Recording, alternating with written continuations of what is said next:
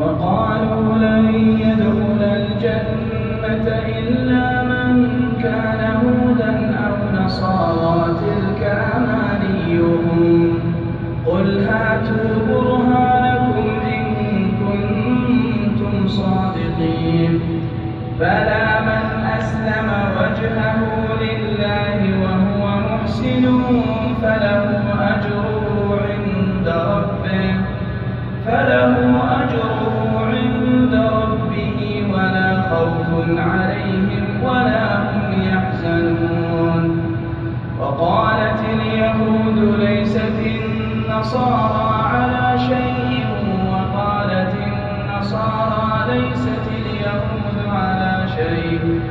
وقالت النصارى ليست اليهود على شيء